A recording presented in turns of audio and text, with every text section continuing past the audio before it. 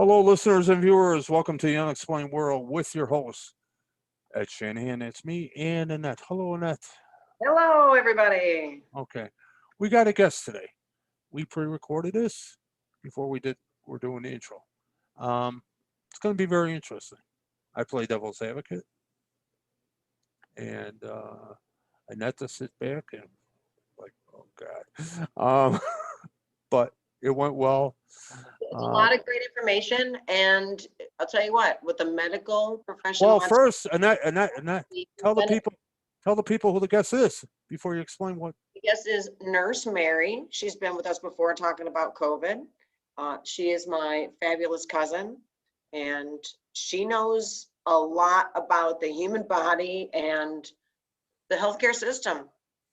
She's in the medical field, so That's right. yeah. So we figure bring her on as a guest, and it went. So sit back, enjoy. If you're driving, you're gonna have plenty of time to listen, because I believe it was about 45 minutes to an hour. So That's right. Annette, you have an event coming up, I do. and I want to mention it before we go to our commercial. So go ahead and talk about it. Okay, so I was going to share my screen now. I'm getting a message that host has disabled the participant sharing. Let me. If you can flip it on. I will. My event is coming up on June 12th, 2021. It is the Gnomes Day Out Fairy Festival. Now this year we have expanded it through the support of the Indiana Arts Commission to include local artists exhibiting their work in the fantasy and nature categories. Also, we'll have a nice marketplace where you can get some handcrafted, cool baubles and jewelry and artwork and all kinds of wonderful things. And then the Fairy Festival is meant for young families. I'm going to give it a try again. Oh, it's working, Ed. Great. Here you go. You are seeing the Family Outdoor Adventure. So the Fairy Festival itself has been going on. This will be the 5th year. Should have been our 6th, but we had to cancel last year, of course. It's going to be in Hawthorne Park, which is in Porter, Indiana. So you can come and park for free. You can enter for free. You can see the art exhibit. Try out our marketplace, all without paying an admission. But when you bring your little one into the Fairy Festival area, we're going to ask for a $15 donation per child. The Isaac Walton League of America Porter County chapter is a on-the-ground, conservation-only chapter. We own 5 properties, and we do a lot of conservation education, especially with youth. We get kids out of the classroom into the field to learn water testing and soil sampling. We teach people about conservation and awareness for bats and pollinators and general wildlife. So much is going on. So that donation, that $15 donation, goes towards our work with the community in both allowing folks to come out and enjoy our property for recreation and citizen science, as well as we educate outside of those properties as well. So you're doing a good thing by giving us the donation, and your young family will enjoy making arts and crafts and hanging out with the fairy troupe. We'll have to shrink you to fairy size, so everything around you is going to be ginormous. You'll probably find things like oversized mushrooms and giant pennies that have been fallen behind by your normal average human. So there's a lot of fun going on, games, activities, things to discover, a scavenger hunt, the Lost Fairy Camps, so much storytelling, music, juggling, so much. It'll blow your mind. So you can see us on Facebook at Gnomes Day Out. Just take Gnomes Day Out and squish it together and you will find us. You can also find out more about Porter County Chapter Isaac Walton by going to nwiconservation.org. And we're going to run that festival between noon and 7 p.m. So it's a great, nice long day under the giant oaks at Hawthorne Park in Porter, Indiana. That's in Porter County. Okay. Okay, you can take the screen down.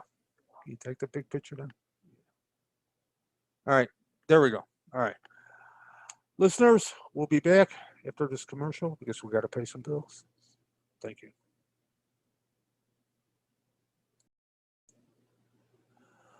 Hello, listeners and viewers. Welcome back. We have Nurse Mary on the phone, and I'm going to leave Annette do the introduction. Go ahead, Annette. Well, Mary is a master's prepared nurse in clinical medicine, and she has decades of experience with infectious and contagious diseases. So I want to start, Mary, by asking you, what's the most important thing that you think you'd want our listeners to take away from this podcast today? And then we'll get into some particulars. Well, most importantly, besides keeping up wearing your mask, social distance, and hand washing, because it does work, get vaccinated as soon as possible. Don't delay. As soon as you can, get on board with it. Register in your community. Go look up various websites. I mean, they're even giving this out at like Walgreens, Walmart, Myers. Get yourself set up and registered to get vaccinated. And just so folks know out there, Donald and Melania Trump were vaccinated before they left the White House.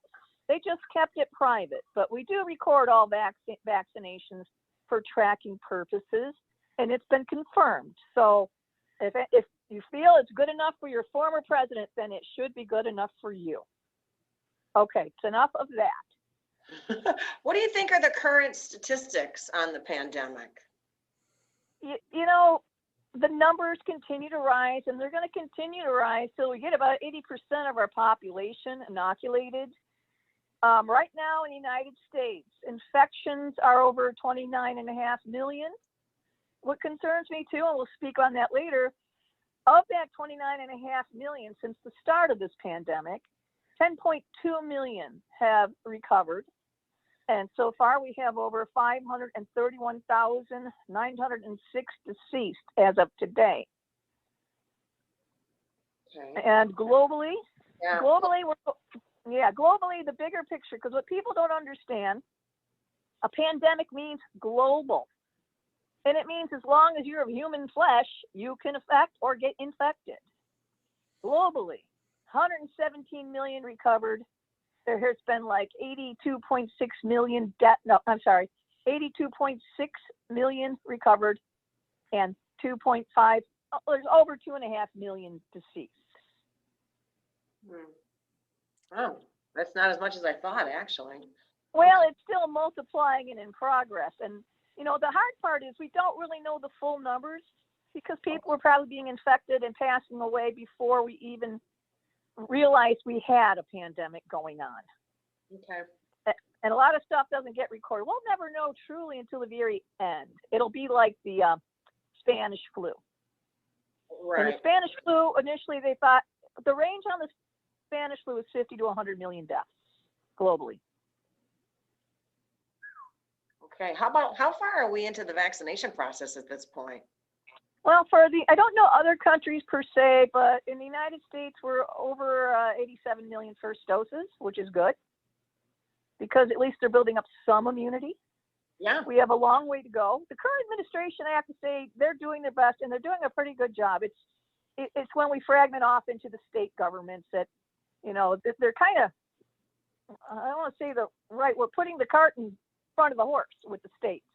We need one plan and we need to stick to it because it's a virus that doesn't care about politics or what state you're in or who's your leader. Viruses just like to replicate and mutate. That's all they do. Now, do you think we can achieve herd immunity without the vaccines? Oh, no. The problem with that, conceptually, that's a beautiful idea with livestock. But, we're dealing, and that's where it originated from, was the study of infections in livestock. That's thus the term herd immunity. But for us, no, because you're going to end up overwhelming the healthcare system. Supply and demand, basically. You're going to end up having a lot more infections, a lot more hospitalizations, a lot more deaths in general. because people can't get access to an emergency room. Say if you get in a car accident, you're giving birth, you have to have an emergency surgery, you're injured at work, shootings, stabbings, and so on. We all go to the same healthcare system. Right. And once you overwhelm it, it collapses. There's only so many doctors and nurses. And when you overwhelm that system, how good a care are you going to get? You know, if you assign me 50 people, how good a care are you going to get? You're not going to get care. No. You're going to run out of medical supply and masks. And that's why in the beginning, and I want to clarify for people so they understand, and it's a bit misleading, the reason they said no masks in the beginning, and if you're not a healthcare worker, you would know you need a mask, was because they didn't have enough masks. So when you're doing a frontal assault on an enemy, you've got to have the right equipment. So they shifted it all to your healthcare personnel. And even then, we did not have enough. There are doctors and nurses dying from this, just as regular civilians. So that's why the mask is so important. It's a barrier that protects us from hopefully getting into your lungs. And if it does, it's not a huge viral load, because that's going to spell your fate. Interesting. And it's the incubation phase of each little pocket. You know, we're going to see later on, there's probably going to be a resurgence coming, but we'll get on into that later in this discussion. Okay. I'm going to throw a couple things out. Okay. Okay. Because majority of it I'll save for our individual we'll have on in the future on conspiracies. But the thing is, report came out yesterday. Well, I heard this exactly on one of the head honcho doctors in the state of Illinois. Said 80% of the people that died were from nursing homes in Illinois. That means 20% were this everyday thing, everyday, situations, people dying. So are we going overboard on people, finding Danny because he pretty much hinted that it's an experimental drug still, for the simple fact he says, yeah, we gave these seniors the shots and we're grateful that, we're happy that they're responding great to it. It's like, okay, so they're your guinea pigs. Okay. No, I would not say that they are guinea pigs. Well, if we're happy that they're responding great to it, okay. Well, they are. Well, that makes we didn't know what was going to happen when we gave it to them. Okay, first of all, we did know all what could happen. Anything you put in your body could give you a horrible side effect. I want to make that one clear. Yeah. For every human being, and this is good information just as in general. When you come to a doctor's office, a nurse sees you, a doctor sees you, in the assessment, we ask you, do you have any allergies? And you'll say, well, no, not. And we put on your chart the letters N, K, A. It means no known allergies. Does it mean you're not potentially allergic to anything? No, it means you have not yet had a known allergic reaction to anything. So if I give you something brand new that your body has never encountered, can you have an allergic reaction? Yes, you can. The other point is, I've seen a lot of so-called medical experts get up, and they're not medical experts. Oh, this was WGN radio. I mean, it was like okay, they went right to the state officials. Yeah. No, you know what? So you have to look at the overall numbers, because if we were having massive deaths from the vaccination, think about it. This sounds kind of off to me.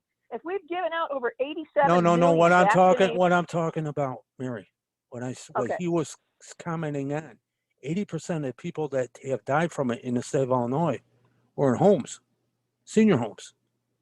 So we went through all this for this 20% that are basically, we went through all this for 80% of people that aren't on it, that aren't out in the community.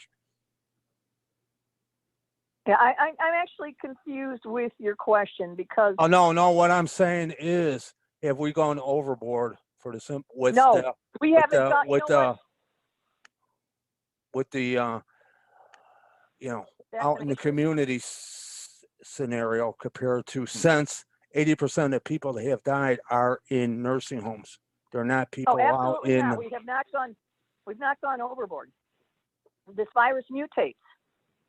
And then you have outside nursing home people coming in to take care of the elderly. Then you have the outside nursing home people who are in contact with their family and their parents. Then you have everybody going to events, going to grocery stores, buying gasoline, all of that. You know, there was this old. I'm not herbal saying that we won't come down with it, but the ones that it's killing seems like Oh it's my the God. ones that are in the Elderly? nursing homes. Yes, Yes. because And they the elderly, another radio news show had on there that if you took the amount of people under, because it's the numbers are out there now, the people under 65 they have died from COVID, the numbers of deaths in the country or the world is no different than normal.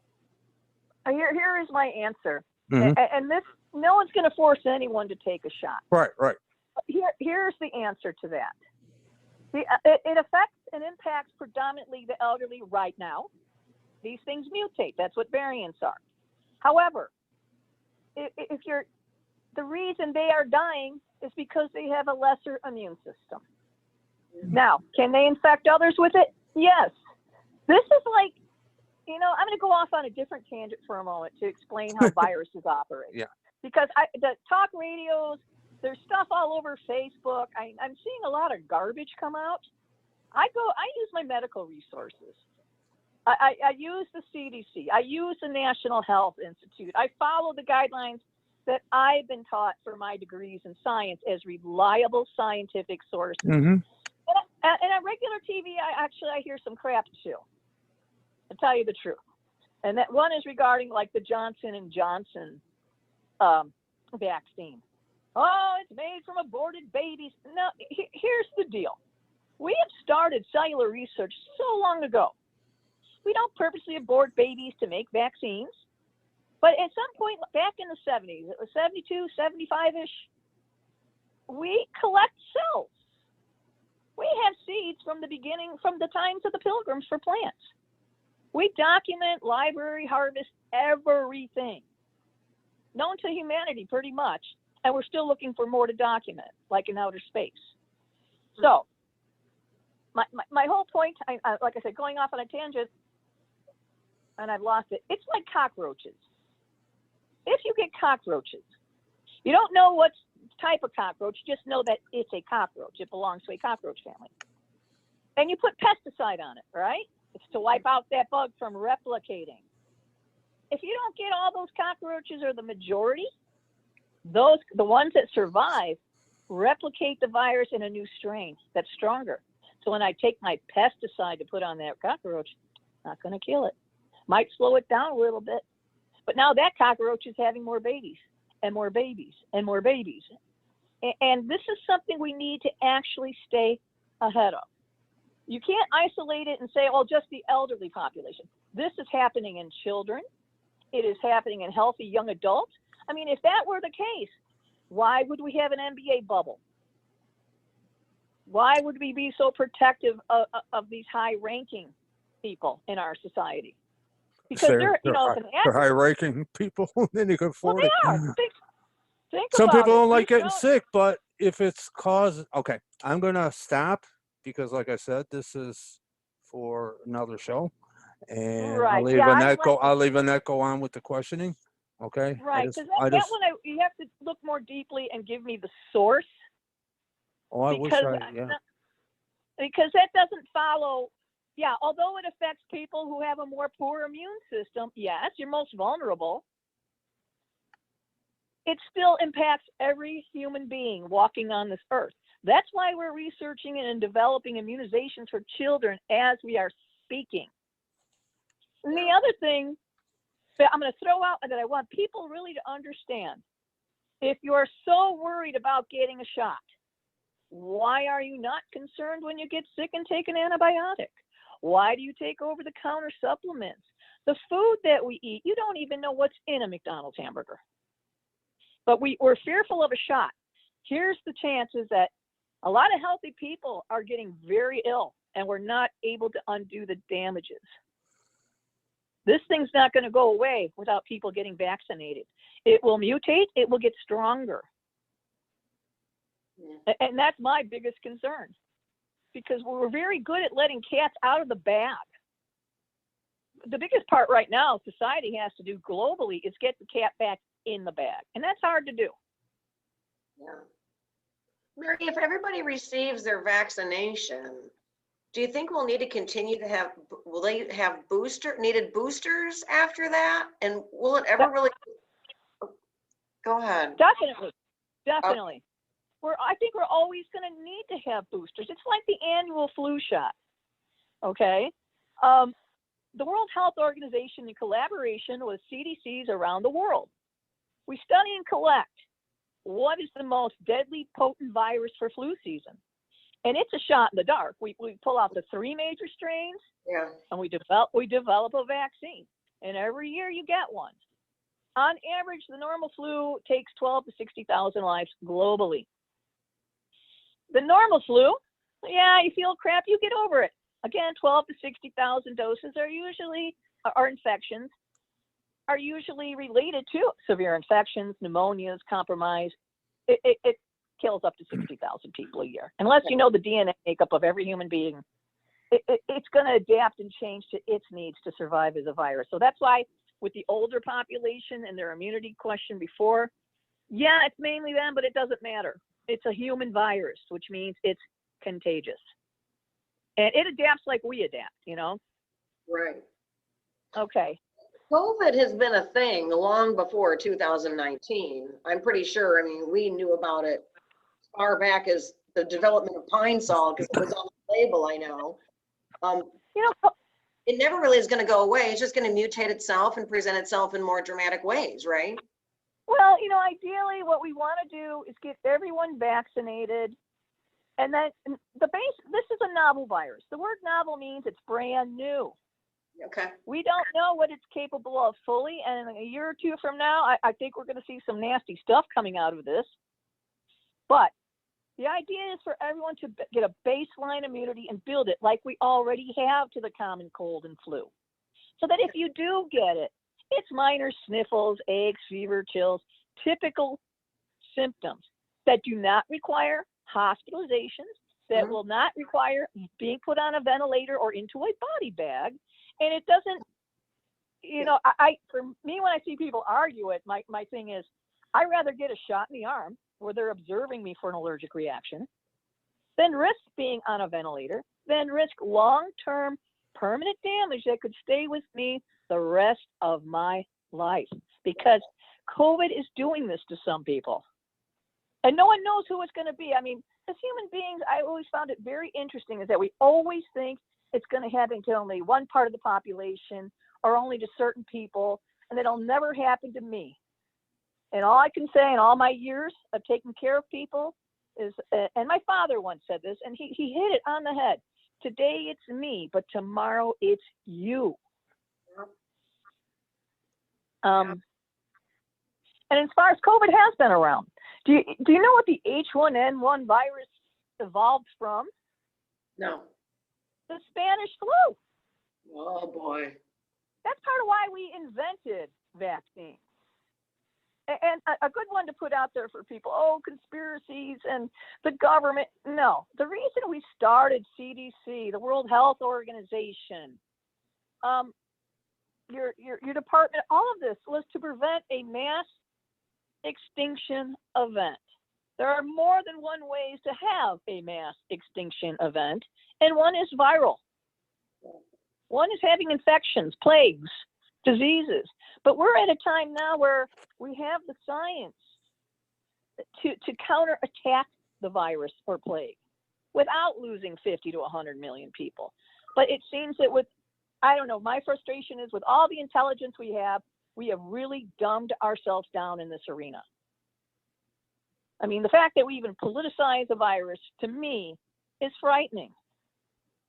For me, it's as simple as, if I cut my flesh deep enough, I know that I will bleed. You know, it seems. But the politicians are the ones that politicalized it. I mean, everything from it, when I had it, from it being fake news, it don't exist, back in, when was it, January, February? Okay, to, And imagine where it's at today. Yeah, look where we're at. Here's my other point. If we took this serious and we listened to our medical professionals and scientists, if we had done that, do you think it would be this bad now? Do you think it would? Probably. Just like the flu. No, I don't. No, you know what? It's preparation. You know, we know that we're going for the rest of existence have infections. And there'll be strains, and it'll mutate, and we know all of this already. The goal is to always stay ahead of it. You know, it's like if you're, it's like swimming in the deep water too long and thinking that you're going to get out okay. You want to start off at the shallow end of the pool. Yeah. And that's what we need. And people are talking about costs. You know, I'm not following any scripted guidelines at this point. You want to talk about costs? Well, now we're going to go into $6 billion in COVID relief. Because why? Mask mandates? You know, I want to question the sanity of our country right now. It's a mask. It doesn't make it. Masks don't make people sick. It don't infect them. Why do you think in the hospitals with an isolation and reverse isolation, you see doctors and nurses wearing all of this gear? Is to protect us from getting infected, and it's to protect you from getting infected. Believe me, no one wants to put all that isolation gear on, but it saves lives. A simple thing is a mask. And we are entering the golden age of pandemics. There will be more to follow, and that's what the global experts say, who are pandemic experts. You know, not GPs, podiatrists, dentists, whatnot. I follow that science, and like I said, you're going to have to re-put me on track here because I find it a little bit upsetting that we take this so lightly. You know, vaccines, like the anti-vax movement. Who was that girl? McCartney? Her child had autism. She started. She's one of the starters of the anti-vax movement. Yeah. We have researched her claims religiously. And they're false. None of them were true. However, when people get into the Google, she went to the University of Google. Per her, those are her words. There's 500 false websites people are going to. Oh, don't take the vaccine. It'll give you COVID. Oh, it's just vaccines save lives. Bottom line. And look about, I think we're all in the same age group. I got vaccinated as a kid. Yeah. You guys did. Yeah. And it eradicated polio. Yeah. You know, How long did it take to get that, to create that I'm vaccine? not sure, but you know what? That was pretty quick. The Salk vaccine, and that was free too. We didn't charge anyone. But the point is it eradicated it. HIV virus is a virus that's still here. But now the science, and that's a sad story too, when you think about it. It took us 5 years to develop a drug, but why? We work on the stuff very hard. And for us, we have vaccines so early because it's a global effort for the COVID-19. Now, if the whole world is this worried about it, I would take this seriously. HIV became serious after, I'll just say the gay community in general. People really didn't care that much back then. But when it started to infect closet homosexuals, when it started to infect bisexuals, bringing it home to their wives, and now babies being born with it. We now have like Biktarvy. We have medications that reduce the virus to undetectable in your bloodstream, which means you're going to have a long, happy life if you take your medicine. So Mary, thinking about taking the vaccine, I have not had one yet, but what are the kinds of things, what are good directions to follow to get ready to have the vaccine? Because I've heard a few people who've had it say, oh, I didn't like the chills, or I felt fine on the first one, but not the second one. Everybody's different, right? So what are Well, you know, to kind of prepare my system? Well, first of all, be healthy. Stay healthy, because that helps. Even if you do get it, it helps you recover. But most importantly, 72 hours, I say 24 is fine, before you get vaccinated.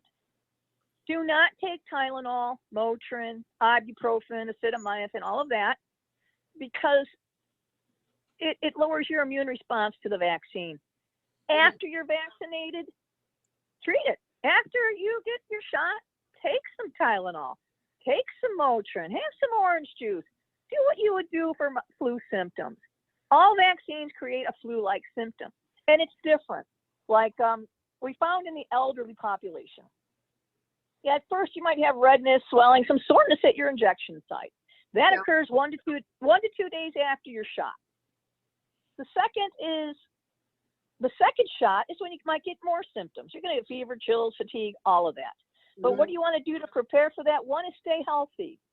Minimize alcohol intake that lowers your immune system. Depending where you're at in line for all this, I recommend to people curcumin, which is turmeric with piperine, which is pepper. It's 500 milligrams. You do it twice a day after meals. Curcumin is part of Ayurvedic medicine, or turmeric. It's a spice. So unless you're allergic to turmeric, it's safe to take on any drug regimen. And what it does, it prevents basically the cytokine storm. And we'll talk about that a little bit, but the cytokine storm is really what kills people. Those are the people who don't. Go on. Yes, they tell me more about that cytokine storm thing. You know, all of our bodies have cytokines in them, and it's part of our normal immune response. But with COVID, when it gets into the lungs and the cell linings and so on and whatnot, it creates a super inflammatory response. And it attacks your entire body all at once, which means your heart, your lungs, your brain, your organs, your nervous system. And your body doesn't stand a chance. And who goes into cytokine storm? Well, it could be people in their 50s. My other concern with a lot of people is, oh, well, you know, I'm not elderly, I'm not this. Most people don't know their whole health history. For example, say you get infected, if you have bad teeth, can't afford, haven't been to the dentist in a while, or you may have broken teeth or stuff like that, you get bacterial pockets in your gums. Those people are 6 to 16 times more likely to end up on a ventilator because you're giving it you're going to end because you're boosting the infection. You got another enemy joining the war, attacking your body. Wow, yeah, it makes a lot of sense. And there's actually a mouthwash that dentists recommend for people with bad gums, teeth, and toothpaste. It's called, what is it? I have to look it up. It's a silver, Mosey's. I think it's called Mosey's. Mossys. I'm looking for my little card. And that's something I do. Because I have dental issues. I'm ongoingly getting treated. And it's a rinse. You can rinse your mouth out. It clears out the bacteria. That's one of my preventatives. So that, the curcumin, and also vitamin D. Vitamin D forever. And just take the normal daily dose. Even that helps. It's 1,000 units a day. Vitamin D is way better than vitamin C in fighting infection, fighting cancers. Forever. The D3s? D3, yes. Okay, and the research shows prior to COVID, all the respiratory infections take vitamin D. It doesn't really if you do get infected, it decreases the severity of infection and the length of infection. Now let's bounce back to curcumin. I'm not telling anyone this is your cure. Get vaccinated. You really should for your own health and well-being. With curcumin, it helps. It's a natural anti-inflammatory. It prevents cytokine storm. It stops people, which means, and as far as being an anti-inflammatory, you don't end up with pulmonary embolisms and clots that travel. You won't end up with a potential amputation of a limb, which we've seen in children and 30-year-old adults. And the bottom line is nobody knows how COVID's going to impact them individually. And that's why I tell people, get the vaccine. I'd rather have a shot than end up in a hospital or alone on a ventilator, because you are strictly isolated in there. And you get to say goodbye to your loved ones before they put you on a vent. There's a question right there. Okay. There's a question I have. If the masks are so good, and reverse isolation so good in that? Why are we forbidden to see our loved ones in the hospital? Well, I can take a couple good guesses. One is most people don't wear their mask correctly anyway. I just, every time I see somebody wearing that mask under their nose and just covering their mouth. But I mean, if I, like when my granddaughter was in reverse isolation, I had to wear the whole outfit. Okay. Exactly. When she was young. Okay. Mm-hmm. If the mask was so good, why couldn't I go see the person that's dying anyways before they die? Well, that one I don't know. That one in that case was really up to the individual healthcare prescriber, the doctor, the hospital. I thought that's all the hospitals. Well, we're talking reverse isolation too. If I know someone's going to pass away, it's reverse isolation from a cancer or a non-contagious disease. The thing is, this is a novel. It's a new virus. We fully don't know what this is 100% capable of yet. So basically, vaccines are to lay down a baseline immunity. When you're a baby, you have no immunity. None. You build it up through your mother's milk. You build it up through slow exposure to grade school and whatnot. And then you get infected and you recover and you build more immunity until a common cold is just that. Why in that case with her, I honestly, Ed, I don't know. I think that's terrible. No, that's all the hospitals. They're not even a lady. I just went to the guy, and I noticed the gentleman that died. I went to his wake, and his wife. The other part his wife works for the hospital, and he was in there.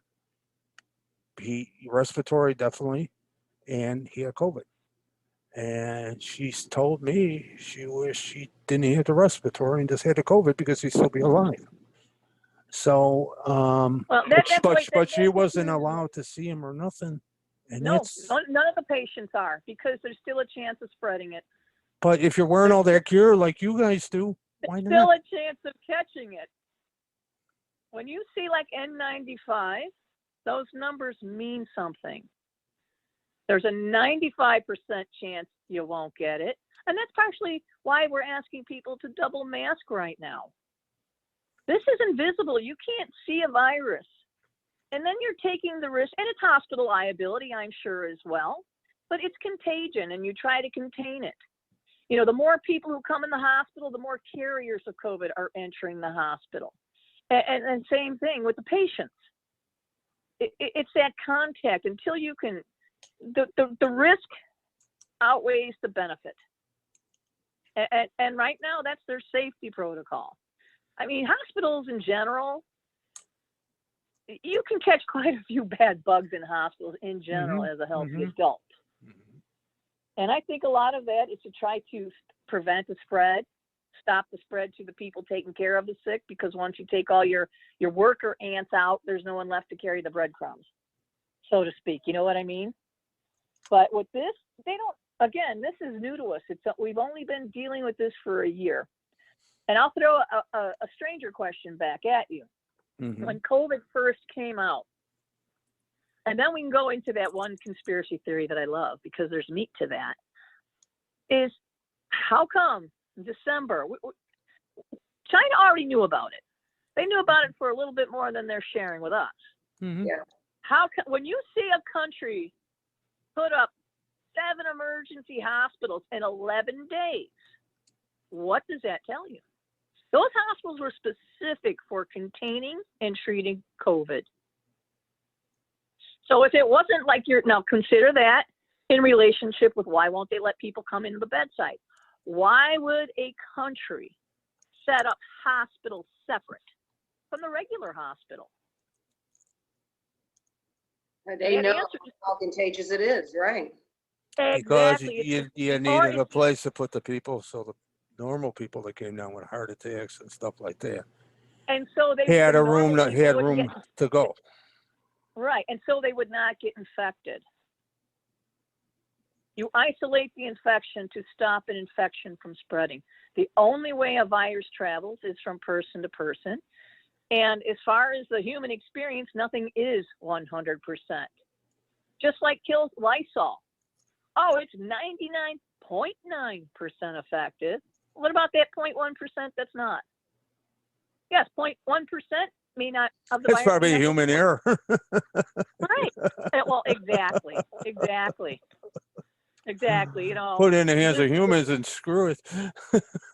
Well, definitely. I mean, some parts of the pandemic, people thought, oh, I'm not going to drink Corona beer. I won't get no coronavirus if I don't drink a Corona beer. And I saw that, and I just like, oh my God, people believe this? Here, give me a Corona. I will drink one right in front of you. Mary, do you think if when I receive the vaccine and I've been through the whole protocol, I come out the other end, I will continue to wear my mask so that people feel comfortable, but is there now a necessity for that? Once you're vaccinated, I would definitely continue to wear my mask out in public. In fact, what we encourage people to do right now is if people in your bubble, if everyone in your bubble has been vaccinated and they're done with it, that bubble is pretty much safe to take off the mask and gather and go back to normalcy within that group. Okay. But again, think about it. Your aim is, well, some say 7 out of 10, 8 out of 10, 80% is your goal. But for me, it amazes me. We have like 171 vaccines in the tube, in the works, globally. And other countries are developing their own. And of course, politics has to influence medicine, even though politics has no clue about it, Right. which has been a big impediment. We'd have this under better control if we didn't have so much false information and conspiracy theory out there. Yes. True. But think about it, 80% of the global population is what? 6.24 billion people. Global population right now is 7.8 billion and more. Currently, the shots you would need for that ideal situation would be 6.24 billion. It will happen because it has to. But again, you have so many conspiracies and fragments of information. And that's how conspiracies start. It's a fragment. Right now, Johnson & Johnson does use a line from fetal cells. These cells are from 1972 or 1975. We can grow cells off another cell. And ideally, the goal of all the vaccines is to keep you functioning, keep you well enough. If you do get it, it's like a minor thing. It's not going to permanently damage you or send you to the cemetery. Right. So which one do you think is the right vaccine to take? You know, at this point, any vaccine. Whichever one I can get. Anyone you can get. Because Johnson & Johnson, they say, 75%. Well, that vaccine came out later. It's made differently. Not that that's that big a deal, but baseline, they haven't studied its total percentage of how many it prevents. They know that in most cases, it will prevent you from becoming seriously infected enough to put you in the hospital or cause death. And we need that. And the boosters will come too. We'll probably most likely need that because we have not been consistent in how we've attacked this. I mean, people can make fun of China, but China knows how to get things under control when it has to. It's respectable. Do they share all their information with us? No, but we've created that since the beginning of time. So, I'm sorry, where were we at? Well, I was just going to ask, how far up the road would I consider the booster? So if I got vaccinated and got through my 1 and number 2 this week, let's just suppose, or whatever, this month, am I looking at in a year I should think about a booster or 5? Yeah, definitely. Definitely. What I would do is get it with the flu shot. Okay. You know, same, both of them. And, you know, people need to realize too, it's your own level of health. We can say the elderly, but are you overweight? Do you have a history of smoking? Do you drink? Are you diabetic? Are you obese? Do you have asthma, bronchitis, any COPD, hypertension, heart disease, cancer? You can go through someone's medical history and I can do it, but most people don't think they have anything wrong with them because most people nowadays, well, you really don't know. And is the person who's interviewing you doing your physical assessment, are they asking all the right questions? Are they recording it all correctly? Do you know your medical history correctly? think about it. Most of us now, there's a 50-50 chance of being a child of divorcees. And we have become so disconnected that most people don't know their entire medical family history, let alone their own. Correct. Sure. Wow. So, okay, what if I have my first vaccination, Mm-hmm. what happens if they run out of the vaccine before I get my second shot? Well, the plan is to not run out of the vaccine, but if they do, the vaccines were created that the suggested time allotment. Oh, what's Pfizer? 28 days until your second shot. Moderna, I think, is 21 days till your second shot. Johnson & Johnson, you're one and done. And that makes that beautiful for people who have a hard time getting back and forth and to the shot. Oh, I didn't know that. Yeah, that's the minimal amount of time set, the 28, 21 days. Minimum. You can wait. You can wait until the next shot is available, as you should only take the second shot of the same vaccine. So yeah, if you didn't get it in 28 days, could you get it in 40 days? Yes. It's designed that way. The second shot is a booster in itself. Most people have reactions after their second shot. But what they found in general is that older adults don't have as a severe reaction to the vaccines. It's younger people. Mm-hmm. And again, for younger people, that second shot, yeah, they could get a doozy flu-like symptoms, fever, chills, aches, pains, the whole 9 yards. But instead of saying, oh, I don't want that to happen, that's nothing to a severe COVID infection. And also, that's a sign that your immune system is kicking in and building up immunity against the virus. Cool. So like you would do with a normal flu. Okay, I got fevers, aches, and chills. I'm going to take myself some Tylenol. I'm going to have some chicken soup. I'm going to rest and take it easy. Get my vitamins. Exactly. Eat good. My D3s, right. Yeah, keep your stress down and don't overwhelm yourself with the social media out there. I have seen such nonsense out there. It's like, we created the World Health Organization to prevent global pandemics. I wanted to cry when the former administration said, oh, we don't need to be a part of the World Health Organization. As long as we are in the class called human beings, we need that. That's how we control and manage diseases of all kinds. Communicable diseases, sexually transmitted diseases, foodborne illness, airborne. And that's also how we track biological weapons. And, you know, I don't know if you want to get into the one conspiracy question. There's one conspiracy question that I do want to answer today. And I'm going to give you the exact precise answer, and not through a Chinese telephone. Oh, I heard, they said. I'm coming from the source. In the beginning, we said China made this. Well, China said we made it, and we distributed it during the 2019 military games with other countries. It's almost like the Olympics. And we dispersed it there and started this event. Then people said it's conspiracy, but that information was coming from China, that it wasn't their fault, it was from facts. All the information we had on the virus at that time was only from China. Because, again, the former administration at the start of this took our CDC staff, people from the World Health Organization out. We all have trained scientific observers and recorders in each and every country to record these things. So the answer is this. What I dug up, and I went to the United States Embassy, and I have a United States Embassy fact sheet of activity at the Wuhan Institute of Virology. What I'm going to read you, because I think people should hear this to help alleviate any concerns. Mm-hmm. I think it is possible to manufacture viruses these days. Biological warfare has been around 600 BC, okay, in different formats, same concepts. Okay, Office of the Spokesperson, and I'm going to read this to you verbatim. For more than a year, the Chinese Communist Party systemically prevented a transparent and thorough investigation of the COVID-19 pandemic's origin, choosing instead to devote enormous resources to deceit and disinformation. Nearly 2 million people have died. Their families, and that's of January 15th-ish, their families deserve to know the truth. Only through transparency can we learn what caused this pandemic and how to prevent the next one.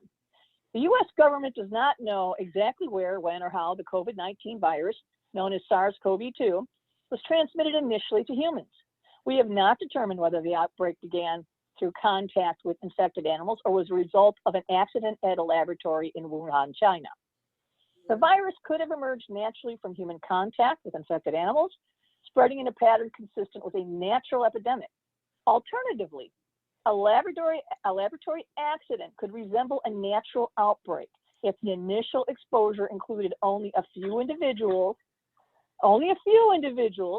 and this is why we limit restrictions visiting in the hospital.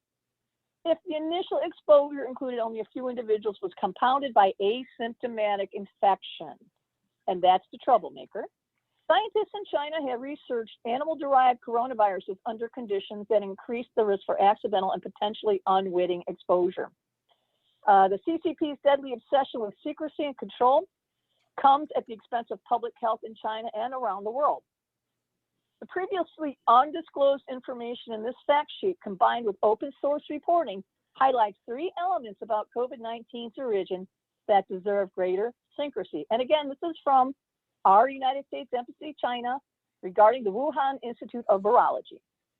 Okay, illnesses inside the Wuhan Institute of Virology, WIV. The US government has reason to believe that several researchers inside the WIV became infected.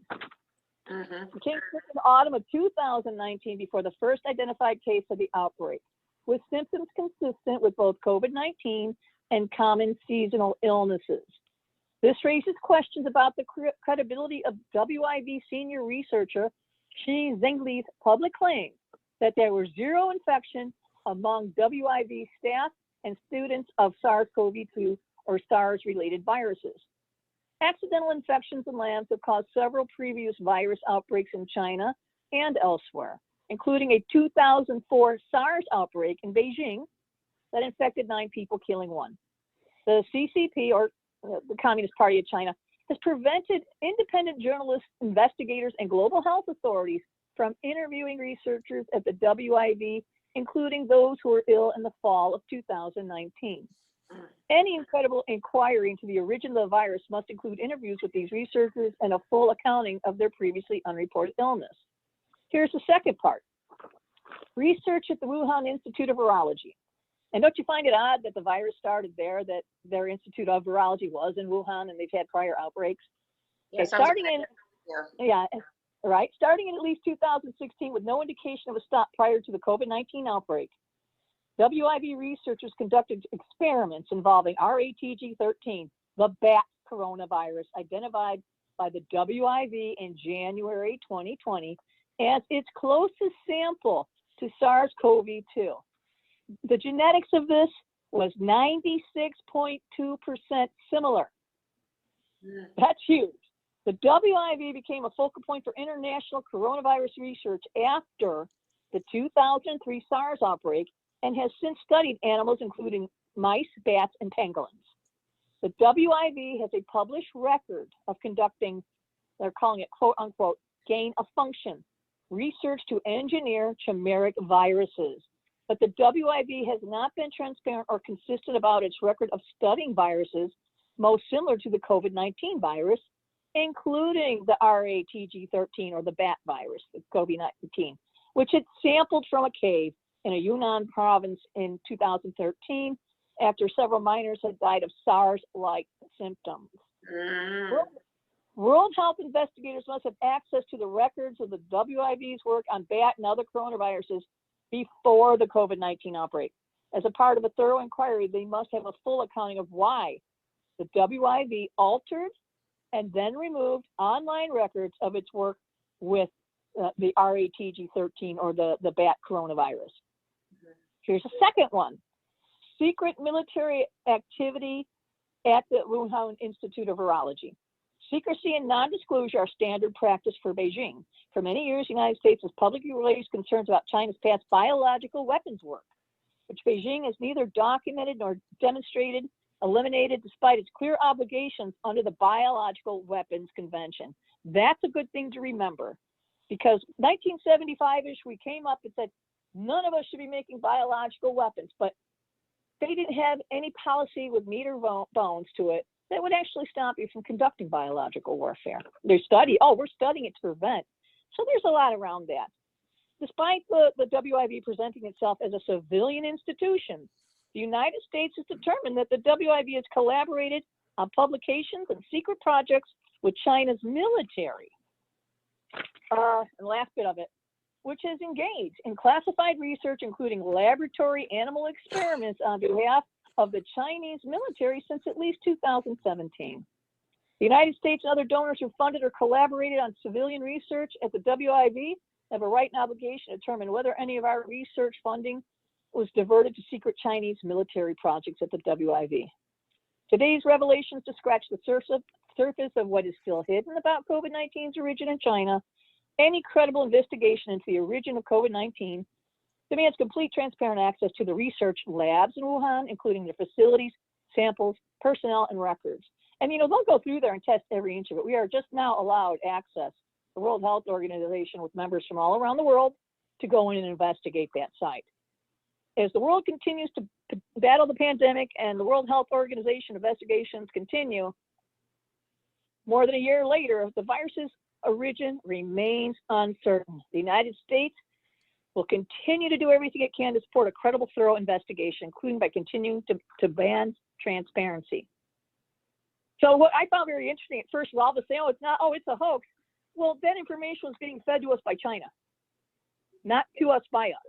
It may or may not have been being tested for, the population to be safe, or it may or may not have been being tested so that it could be biological warfare. I mean, it's just a giant question mark. There's no saying. Well, right. Well, here's the thing.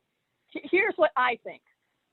If I'm going to develop a biological weapon and you're my enemy and I want to kill you and I want to take over everything you have, because that's kind of the bonus parts of having a war is I get your stuff. Yeah. I would have an antidote before I would use it, right? Sure. Keep your own troops safe. Yeah.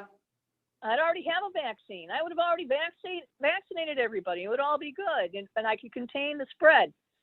They didn't. That's my theory. That's why they shut it all down and built those hospitals so quickly. I mean, we can't even get a road paved decently in a week out here. How could you build those huge hospitals that quickly? So I think they did know what they were up against in dealing. It was an accident. Yeah, it was a laboratory lab accident. It infected asymptomatic, healthy adult carriers who then carried it outside of the lab. Yeah. And we've had other things happen in Wuhan as well.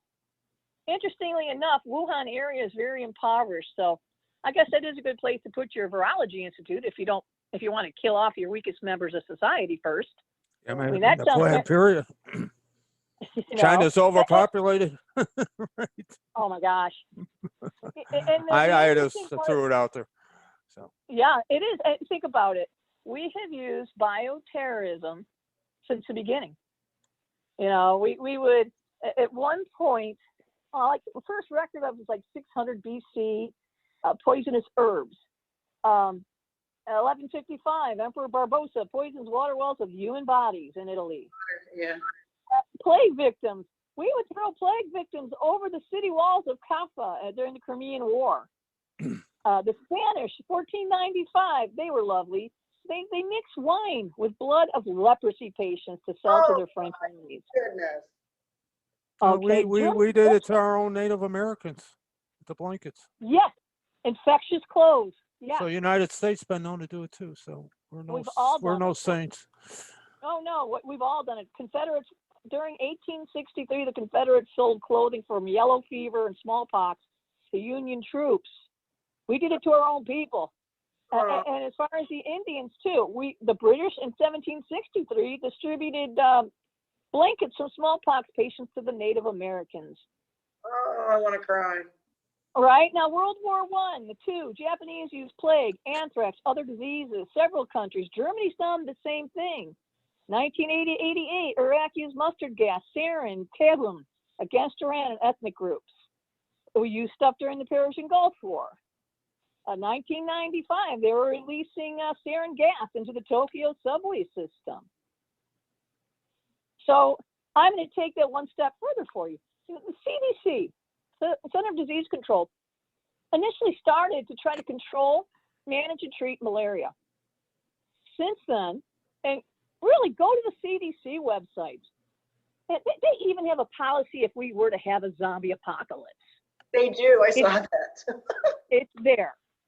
And per them, currently, bioterrorist agents, diseases used as weaponry, anthrax, botulism, Glanders disease, cholera, Clostridium botulinum, which is botulism, the Ebola virus. This all comes from our government.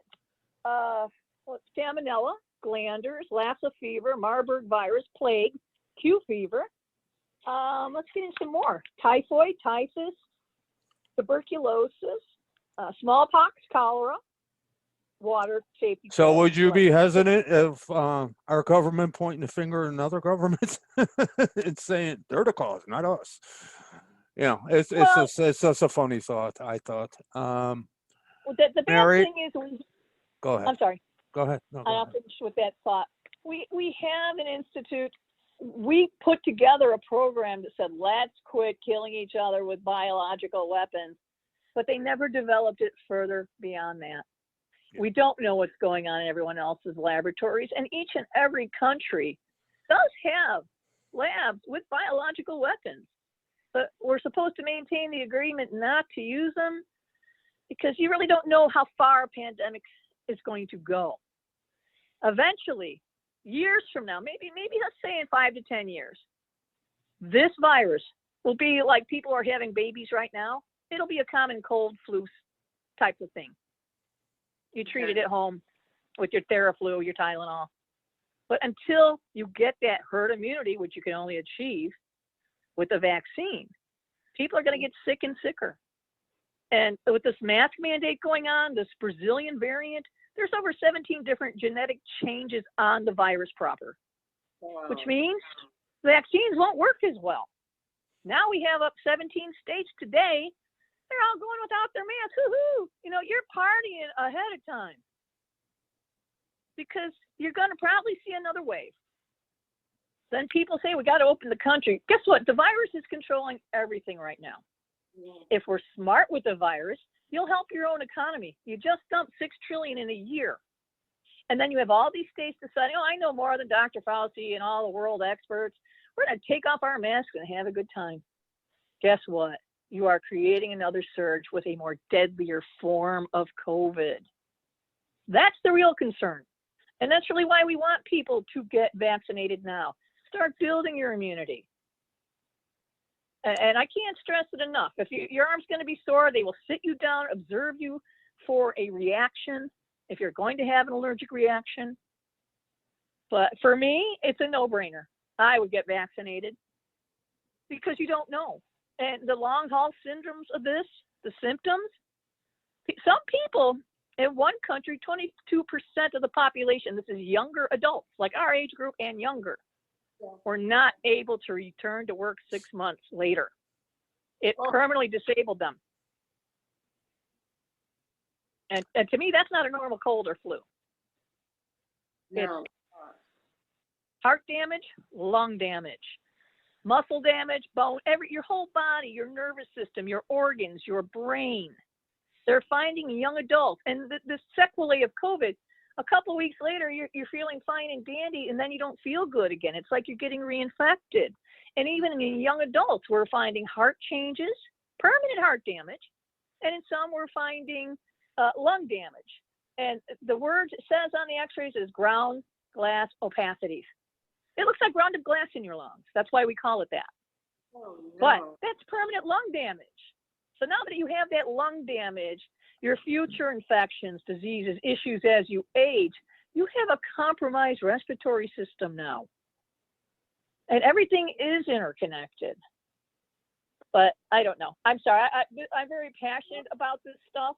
I know you are. I know you are. I'm sorry. Okay, I'll get back to that. But please, I want people to get vaccinated. Wear your mask. And when you use masks, remove them from the ears. Do not grab the outside of the face mask because that's considered contaminated. And although its majority is respiratory, the true fact of the matter is COVID without a mask can travel up to 13 feet, not 6, but 13. But it's hard enough to get people to follow a 6-foot boundary, let alone a 13-foot one. Right. And when you go to the stores and you see people wearing the mask under their nose, you're still spreading virus. It's the same as not wearing the mask at all. Right. You want to make that your final word? Yes, everyone Okay. should work on getting vaccinated. I think that's, I'm sorry, I love that conspiracy theory because the truth of the matter is it probably accidentally got out in their own lab, but they knew. You know when you contaminate your lab, and the fact that you would build those hospitals so quickly like that, the only way to know to build that many hospitals that quickly is that it's got out. You know what you're dealing with, yeah. Right. Why would any government waste money otherwise? And everyone out there, please. Yeah, I want everyone to get vaccinated. It's your life, it's your health, and do it for the people around you, your elderly parents, your partners, husbands, wives. Nobody knows another person's complete health until that person has a health crisis. You don't know if someone has cancer or asthma or any other disease until they exhibit actual symptoms. And that's what we mean by underlying conditions. A lot of us have things going on with us that we think we're 100% healthy. And the truth of the matter is, no, we don't know. We don't know. A lot of people can't afford health care. And unless you're getting a good head to toe test, you don't know. But are you opening yourself up to a world of trouble by not getting vaccinated? I'd say yes. 1, protect yourself, but 2, so you don't lose the people you love. Because we really don't know. This is a brand new virus. And that's all I got to say. Wear your mask, wash your hands, get a shot now. If they tell me I don't have to wear the mask after getting the shot, I get the shot. But you have the shot, but you should still wear the mask. I'm just saying me. I'm just saying me. Yeah. Oh, here's a clarifier for you. Mm-hmm. The Pfizer vaccine is 95% effective in preventing you from getting COVID. However, it does not stop you from asymptomatically spreading COVID to me. The Moderna does. But the goal is if you get infected, you don't end up in a hospital, you don't end up on a ventilator, and you don't take anybody else out of this life with you. Mary, thank you. You're welcome. We had a lot of stuff we didn't get to cover, but I'm sorry, that was a good conversation. I think you got to the important stuff. Okay. I got to play devil's advocate at times. Sometimes I'm the devil. Sometimes I'm the devil. But it's good because people have the thoughts anyways. And so it's good to hear the response. All right.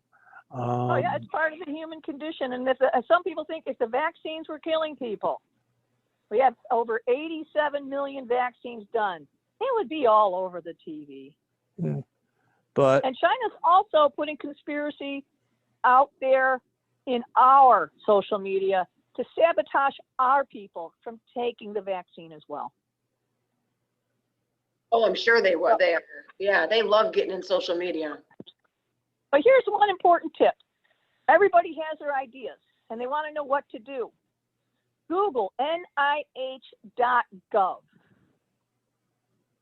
Okay. NIH.gov. You can type in the drop box, vitamin D and COVID, use of curcumin in COVID.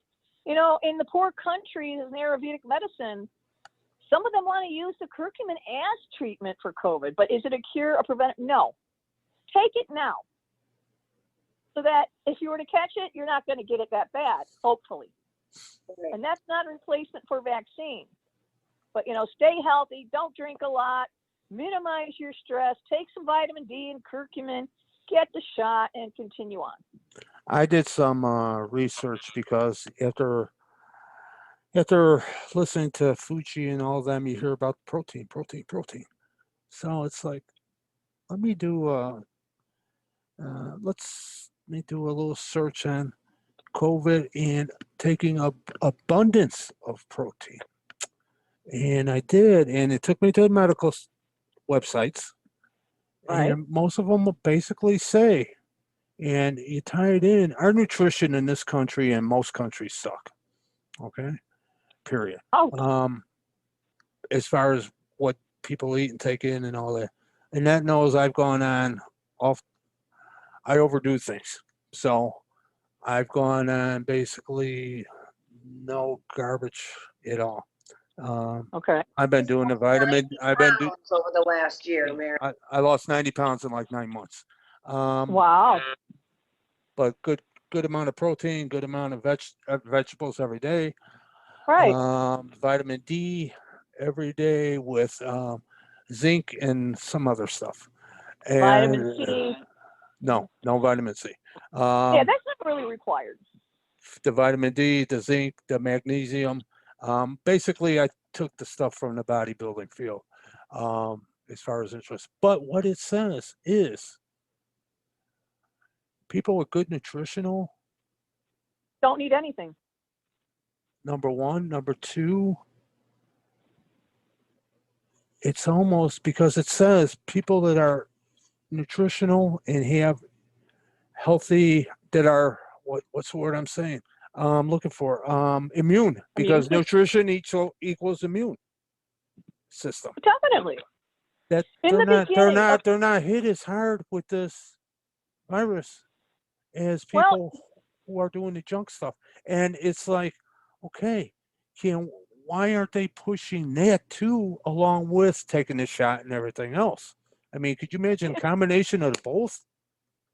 well, you know, the saddest part of our healthcare system and our society as a whole, that old sayings of an ounce of prevention's worth a pound of cure is the truth. Mhm. But people rather go to McDonald's and get their 99-cent cheeseburger or pop full of phosphoric acid. Also understand, all plants since the beginning, all medicine until we developed biologics came from plants and animals. Right. Good nutrition. Yes. But the fast food, the industrial age where we started all these chemicals and preservatives, that damages us. The fact that we consume a lot of GMOs in our country, that's mutated virus seeds. What you eat, you become. You know, if you eat crap, you'll feel like crap. Vitamin D is so important because in the US, the Midwest, other countries, we don't get enough vitamin D, and we are vitamin D sufficient. When you are vitamin D sufficient, you are more prone to all respiratory viruses, heart disease, diabetes, cancer. Now, during normal daylight hours, if you can get out in the sun, because, you know, they tell you, oh, don't get a sunburn. You go outside every day, expose your skin to the sun for 15 minutes, you'll get enough daily allotment of vitamin D. After that, put on your sunscreen. However, taking a vitamin D supplement, some people don't like milk. Some people don't want to eat the healthy food that contains vitamin D. They're deficient, and the viruses love it. It helps it multiply in the cellular structures. It spreads infection. But when you have that strong of an immune system, your body's going to be like, get out of here. The curcumin, I love that too. Harvard published some studies, I want to say it's a decade ago, in saying that all diseases originate from an inflammatory state. Heart disease, cancers, everything that you can think of. If you eat well, you are not in an inflamed state. So if you're not in a state of continuous inflammation, you're well. Think about the cytokine storm. It's your body. Cytokines are part of your immune response, and white blood cells and T lymphocytes, all the stuff. It's all happening at once, trying to fight a massive infection. Instead of helping to fight the infection, it helps spread the infection and shutting down the rest of your body, and it kills you. Mm-hmm. So yeah, you're right. Eating healthy has always been the answer. And food, that's the right thing, Ed. You had it right. Food is medicine. Good nutrition is medicine. Too much red meat causes cancer. It's proven. But again, we've filled ourselves with so many chemicals. And the only way your body can digest food of any kind, no matter if it's really healthy or crap, it has to recognize its structure to break it down into usable energy. So Oh, if that's a fact. I mean, it's a medical fact. I got to work out 4 to 5 days a week, or else, Good. yeah. But the thing is, that's a perfect example. When they did the total cholesterol, I got the numbers in front of me. Doctor it was like the best he's ever seen. Now, remember, this is over 9 months because I go yearly, and the numbers have cholesterol is only 135. Good. Yeah. And you know what's interesting too? Before we gave people all the cholesterol meds to lower the Lipitor, to lower cholesterol, fish oil was our first that we used to help naturally drop your cholesterol. And fish should be a part of everyone's diet, but I don't know that many people who eat it consistently on a routine basis. It's got to say, if people, if you're looking to, I mean, like I said, even if you lose 20 pounds, you've already added great things. I go extremes. 90 pounds, I'm going for 100 and something. But you do. Good. You can do that. God bless you. Yeah. You do. Do it. Even 20 pounds. That makes you feel great. I mean, you do feel better. So, Mary, thank you. You're welcome. I hope for joining in. Yeah, you provided enough.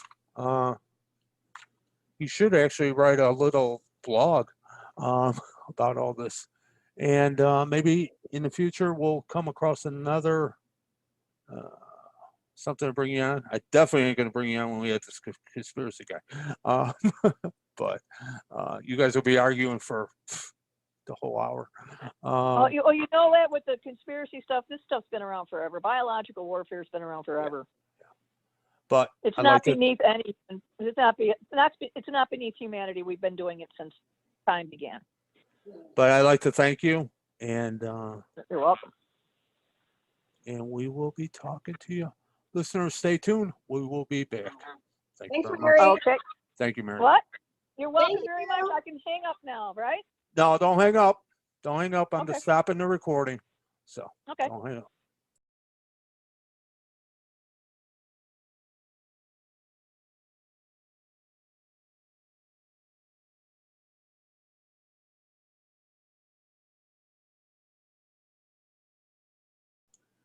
Well, listeners, I hope you enjoyed that. Listener viewers, I should say. I hope you enjoyed that segment with Nurse Mary. I'd like to thank Annette for inviting her on. And in the near future, and we're thinking probably the next recording, if I could arrange it, we're going to have an individual, something I firmly believe in. Maybe even Annette likes the concept a little, I don't know. Catholic witches, all right? And if you look, don't look at, no, these guys, no, this is it'll be very good because a lot of history about the Catholics, the Mass, and why do I like Catholic Mass over the other Masses as far as Christians go? Because it's all ceremonies. From the garb down to, repetitive ceremony type of situation.